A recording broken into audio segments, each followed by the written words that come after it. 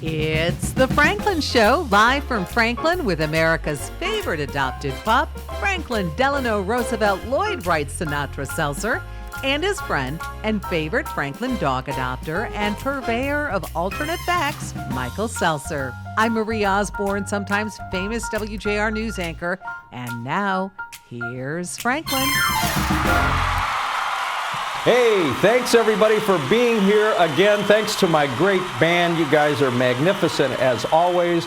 Fabulous audience. What a handsome group of human specimens out there.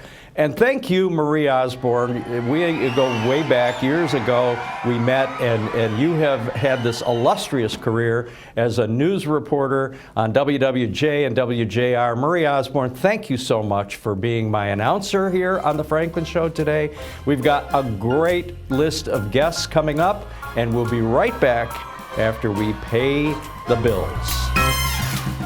Hi, I'm Smokey Bear, and I made an assistant to help you prevent wildfires. Dude, I've got this. I've been camping since I was 5 years old. But I am a camping influencer. You know what? I'll bet you $5. Okay.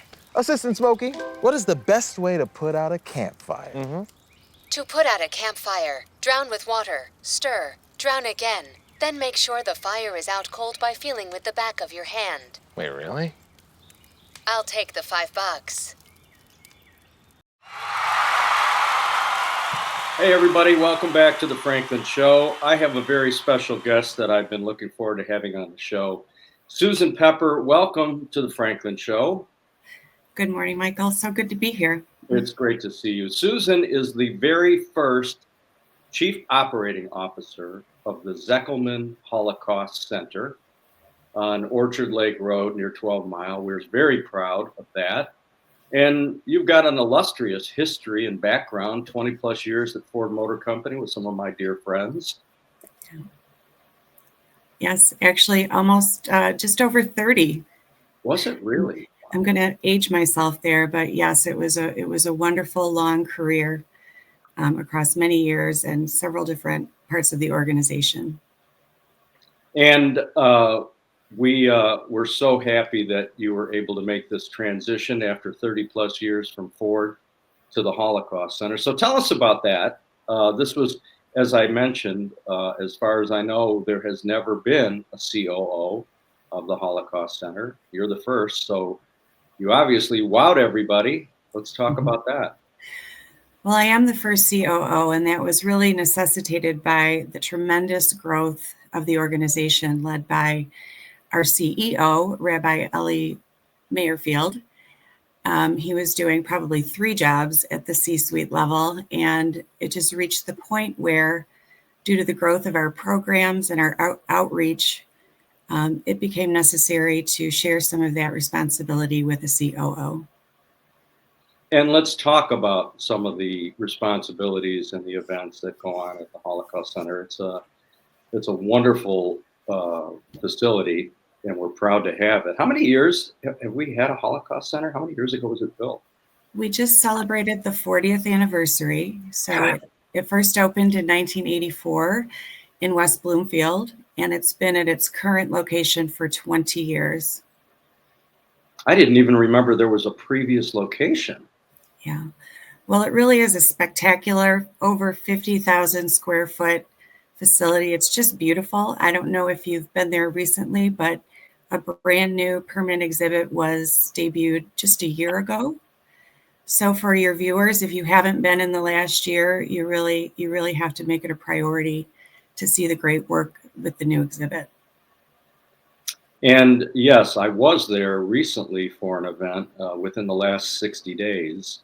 Obviously, for those of us who have been affected, I have survivor relatives. It's a very enlightening and difficult place to tour. But I do think it's important now more than ever. I mean, since October 7th, obviously, a lot of focus has been placed on anti-Semitism throughout the world. How are you and the organizers at the Holocaust Museum dealing with that? Well, we've given it a lot of thought. You know, we have a tremendously engaged board of directors. Many of those members have been with us even from the very beginning. And obviously, we take our mission very seriously in terms of remembering the victims of the Holocaust and memorializing their experience, as well as the survivors who came to Michigan after World War II to rebuild their lives. And so we do have a Michigan focus, but we understand, of course, that the lessons of the Holocaust are universal. And I guess our shift, if you will, after October 7th was really to firm up our strategy around making sure that these lessons that we teach, we are primarily an educational facility, help us tie to addressing anti-Semitism, discrimination, and hate-based violence that goes on today. Have you, were you able to get to the NOVA exhibit when it came to Michigan? I was not. I was in the throes of the brand new position, so working a lot of hours, but I've heard wonderful things about it. Yeah, I had the experience of visiting Los Angeles, which is where it was originally.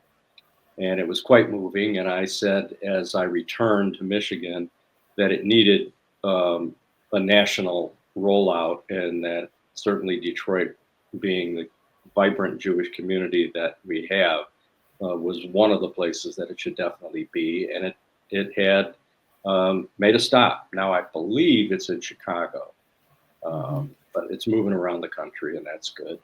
And there's all kinds of news coming out currently about the situation in the Middle East, whether there is a ceasefire or not. As of this moment, it appears unclear. But it's a complicated issue and affects a lot of people.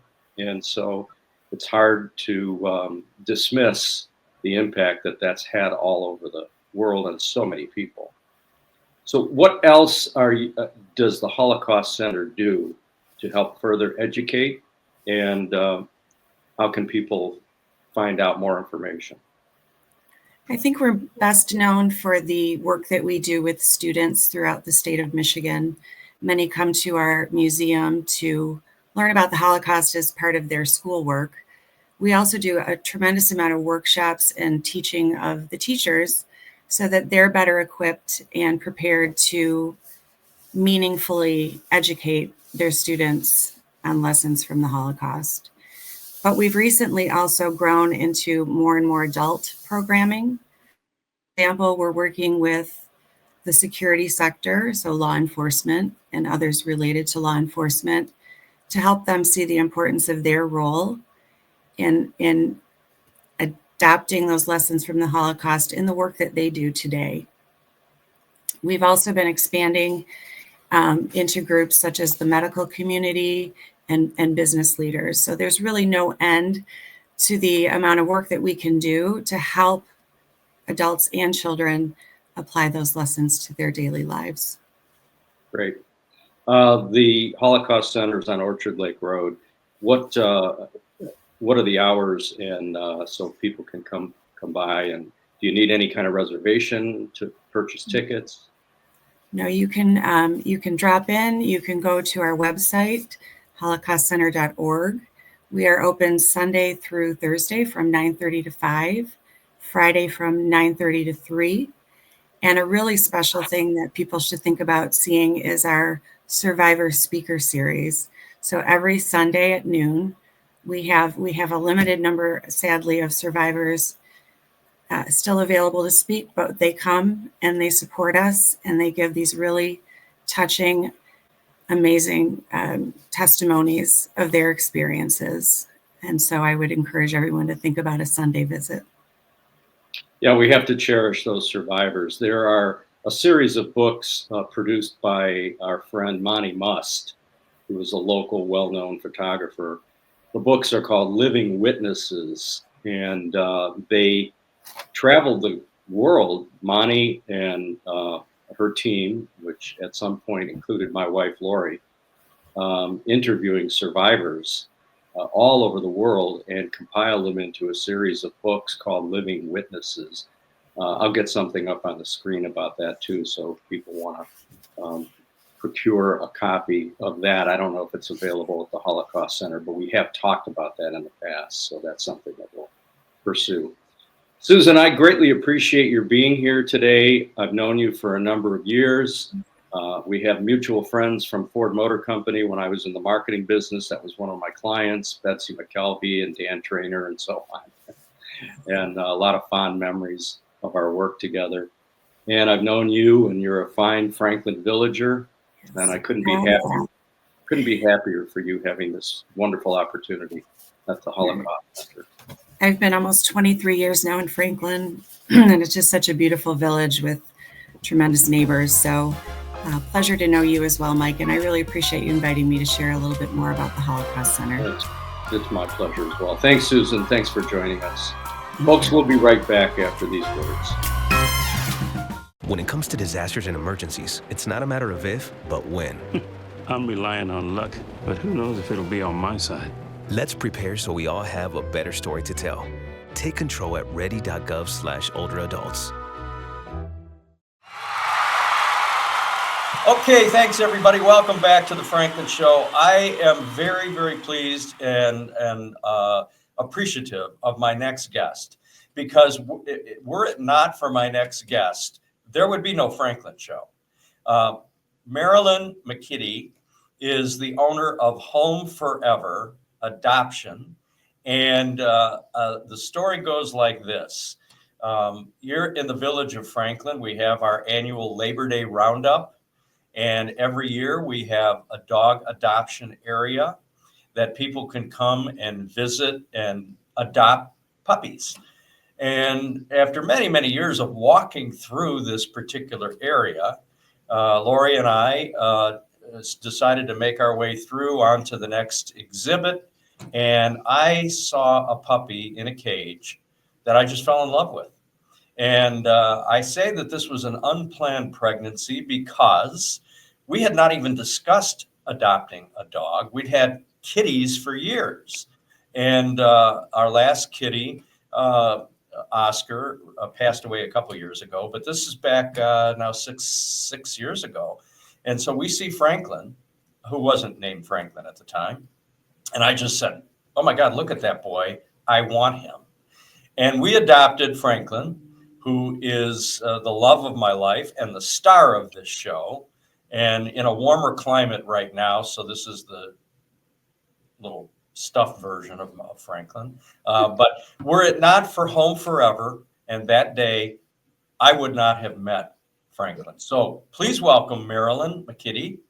And thank you so much for not only being here, for being the impetus for this whole new life that I have begun to enjoy as not only an adopter of one, but then a second, because the very next year I went back, as I would, to show off Franklin. And then we saw a little man who we named Winston, and now we have Franklin and Winston. And it's all because of you. You're so welcome. Well, okay, so Marilyn, let's talk a little bit about the background of Home Furever. Mm-hmm. When did you start it? How did you start it? And take it away. Well, I've always been an animal rescue person for years, my sister and I. And back in the day before they had rescues, my sister and I would rescue animals, off the streets ourselves, and we get them vetted, and we put ads in paper and go do home visits and get reimbursed. We'd show them the receipt, make sure everything was fine. And then all of a sudden I heard about a rescue copy. I never really knew much about this. And I met a lady, and she had a rescue, Hands for Paws, and had many dogs. And I started showing with her. And then I eventually became my own rescue, but I didn't have a name or a 501c3 until 2003, when we actually became Home Furever Animal Rescue. I've been an animal person all my life, ever since I was a child. I got that from my grandmother, and rescuing many dogs from the streets that were going to be euthanized at the shelters, owner give-ups. just discarded animals, and we would bring them in. We're foster. They would live in foster homes, and we would show on Saturdays at various pet stores, and people would come and view them, applications, and then we would review the reference check, home visit, and then there would be a 2-week trial period to make sure that the dog fit in the home. Most times people would adopt because everything was generally well, because we figured that out when we were there and done the home visit. And so Home Forever's been here since 2003, as I said, 20 years, 21, going on 22 years. God bless you. You know, I mean, it's a wonderful thing. And I will tell you, it for me was life-changing. Honest to God. I had, like I said, when I was growing up as a kid, we had a pup, and I loved my dog. And my dog passed away in my early 20s. And then for the rest of my young adult life, we adopted kitties, and we always had 2. And we loved them all, and they're wonderful. Cats are different than dogs. And when it came to the opportunity to adopt Franklin, I just fell head over heels in love. And anybody who knows me knows how much, I mean, I'm doing a TV show called The Franklin Show. Well, it's because we're in Franklin Village. We adopted in Franklin. We named him Franklin, and the rest is history. But it's such, and I use the word mitzvah, you know what that means. It's a wonderful thing to do. Because yes, anybody can buy a dog. You can go if you want certain pedigrees and so on. And I understand that. But to adopt a pet is a wonderful thing to do if you can do it. It helps the pet, and it's a good thing for you as well. And to be honest with you, I can't even imagine how anybody lost Franklin and then Winston. In both cases, we know very little about the background. Franklin, when we found him, was 5 years old. And you said you found him in Detroit. He was injured. I'm a Detroit boy, so that's a story that sticks with me. I'm injured. Oh, my goodness. And Winston was found in West Bloomfield, splayed out on an ice-covered road near death, and you and your husband brought him back to life. And oh my God, he's a wonderful pup. Yeah, they turn out to be the most wonderful, loyal animals. They're very loyal to you for rescuing them. They know that, and they just love you for it. Well, I mean, look, everybody knows dogs are unconditional lovers. Their whole lives revolve around you. There's nothing better. I've told my kids, had I known then what I know now, I wouldn't have had them. I would have had puppies. But when I come home to my 2 boys, and they're just so appreciative, it's such a wonderful, wonderful thing. So I am in awe of you and what you've done over the past 20 years. I want to do everything I can to help you. You know, I've set up fundraisers for Home Forever. I'm proud to present you on this show and our nationwide audience of people. How can people find Home Forever?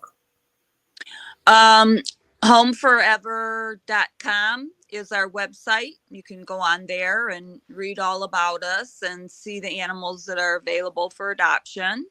You can find our email address on our website as well. We're in the Metro Detroit area, foster home based all over. We have foster homes everywhere. And how many volunteers do you have working with you? Well, it's gone down from when COVID started. We used to have about maybe 50 volunteers, about 30 foster homes. But since COVID, everything's gone down. We have less volunteers, which are needed. Hardly any foster homes anymore. No one wants to foster. It's just really hard out there for all the rescues and South. I mean, everything since COVID has been affected, but I do have to give a call out to Melinda Schneid, who was the person who helped us in our adoption. And I've stayed in touch with you and Melinda over the years. And shown you pictures of Franklin, Winston, and I at various events to let you know how much we appreciate you and introducing us all together as a family. So I am just very appreciative to Home Furever and to you for the great work that you and all your volunteers do. And I hope people will look up Home Furever and do whatever they can do to help you as well. Adopt. It's a wonderful thing. Right. And we're very happy that Franklin and Winston have such a wonderful mom and dad. Yeah. Yes. All right, Melinda, Marilyn, thank you so much for being a guest on the Franklin Show. It means a lot to me. And as I say to our viewing audience, dog adoption, pet adoption is a wonderful thing if you can do it. It's wonderful in a lot of ways. And it's the gift that keeps on giving. They are God's gift. I really do believe that. So thank you so much, Marilyn, for joining us today on the Franklin Show. Thank you. Have a great day. Thanks. All right, everybody, we'll be right back. Thanks very much. When it comes to making plans, you are the best. The same way you plan each detail for those moments, start planning to protect you and your loved ones from a natural disaster. Protecting your family is the best plan you can make. Welcome back, everybody, to the Franklin Show. Franklin and I are very pleased to introduce a topic that's near and dear to my heart, and that is a program called Main Street. Main Street, and John Bry is here with us today, as well our village administrator, Meg Schubert. And John, why don't you start out by giving us an overview of the Main Street program and how long Franklin, a village, not Franklin the puppy, have been a part of Main Street. Sure, happy to do that. Hey, thanks for having me. And hi, Mike and Franklin and Meg. So the Main Street program was actually started through the National Trust for Historic Preservation around 1979. It was a response to the decline of historic downtowns across the country and the loss of historic buildings as a result. And so the whole Main Street concept was born and officially launched nationwide in 1980, starting with 3 communities, and that has grown to about 1,800 Main Street communities around the nation. The Main Street framework basically follows 4 points of design, organization, promotion, and economic vitality. And in our case, in Oakland County, we are the only countywide coordinating Main Street program in the U.S. That involves 29 communities, including Franklin. And Franklin has been designated a Main Street community since about 2010. And as of the last 5 years, they've been a designated and it's credited community with Main Street Oakland County.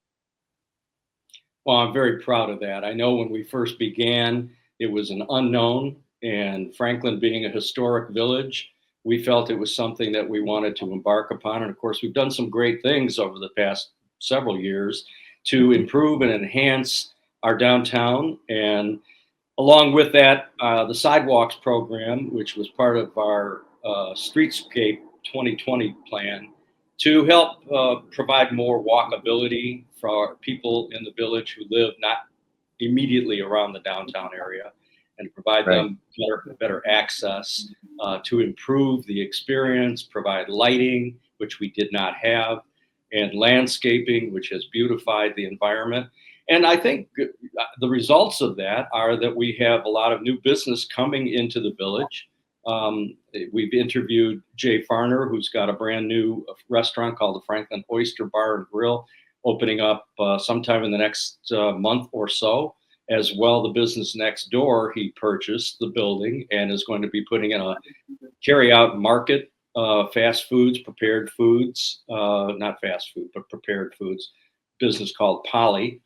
And then, of course, Lisa McDonald, who's opening up the Gray Dog Cafe, where the Farmhouse Coffee House was. So we have had some great result to the work that we've done. Meg Schubert, our current new village administrator, was one of the original members of the Main Street administration team. So Meg, why don't you talk a little bit about your experience with Main Street and how that economic development is helping our village? Absolutely. So I have been fortunate enough to work directly with Main Street and the village of Franklin. And I think that Franklin as a village is a perfect candidate for Main Street because we are a community that is, um,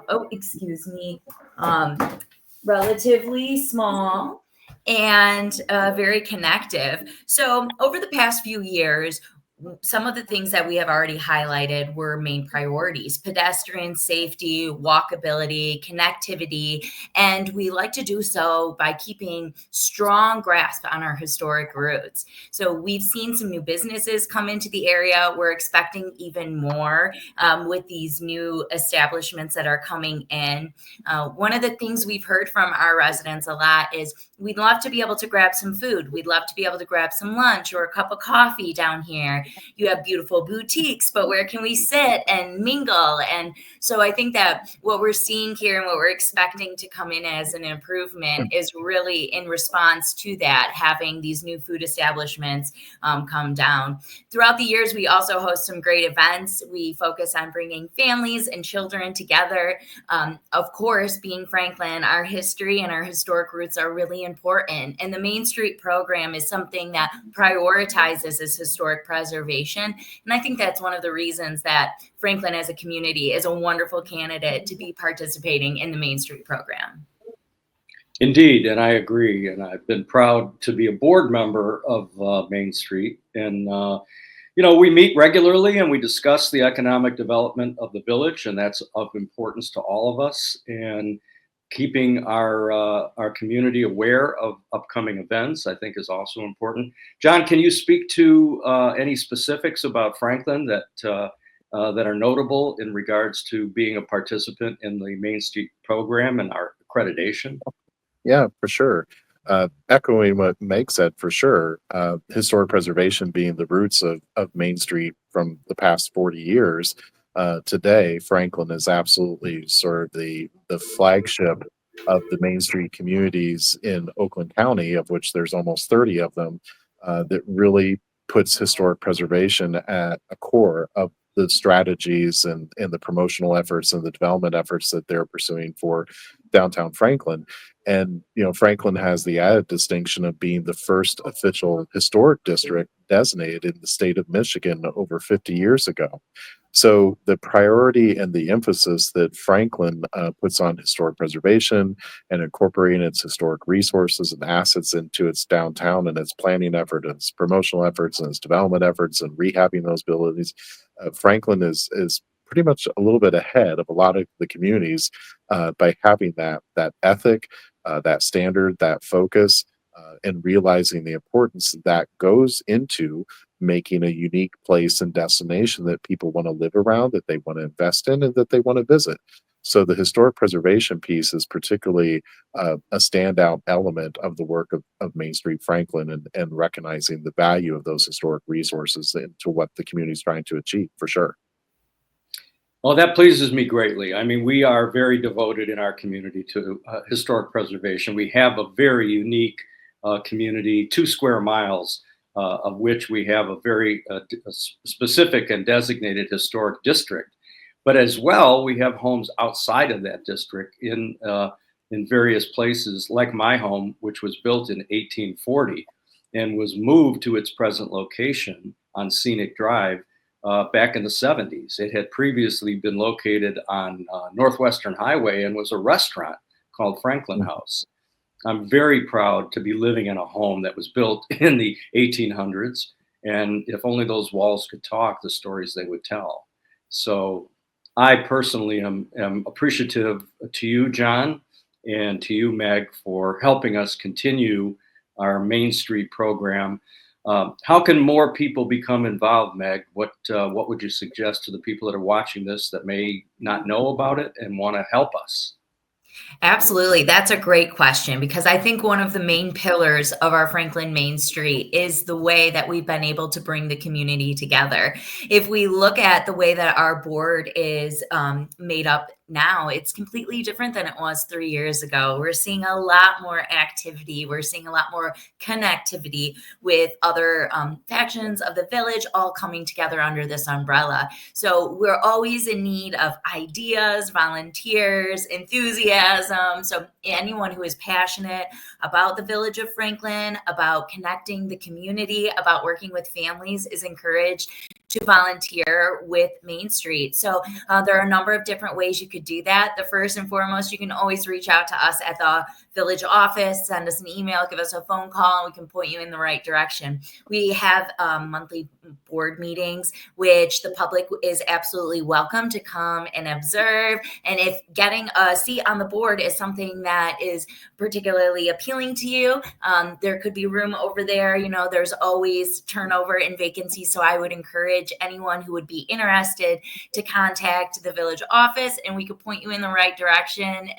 But it's a great and very inclusive group. I can say that it's a diverse group. There's definitely room for everybody, from volunteering at our events or just coming to give your input. Tell us what you love about Franklin. Help the group find priorities that are really echoing the community as a whole. So any questions about Main Street whatsoever, I would encourage anyone to go ahead and reach out to the village offices. You can reach out to myself or to Susan Goldstrom, and we will get you where you need to be and get you involved. Yeah, we should say Susan Goldstrom is our economic development person, and she is at a function right now, which prohibited her from joining us. But we had invited Susan to speak to us.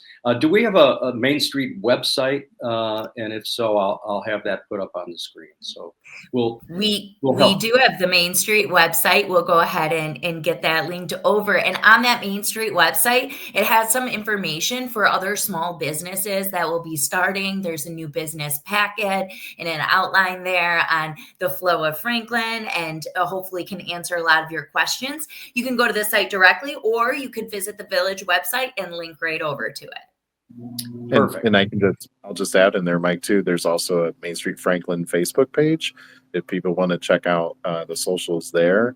And just to tag on to what Meg was saying in terms about how people can get involved, there's going to be all kinds of different committees and project task force. And so if the board is not necessarily appealing to folks, there's lots of different ways to volunteers on project committees or project tasks, you know, the volunteers that put on the block party. So there's all types of different ways, and it's a fun group. And if you're not having fun at Main Street, you're doing something. So you want to have fun.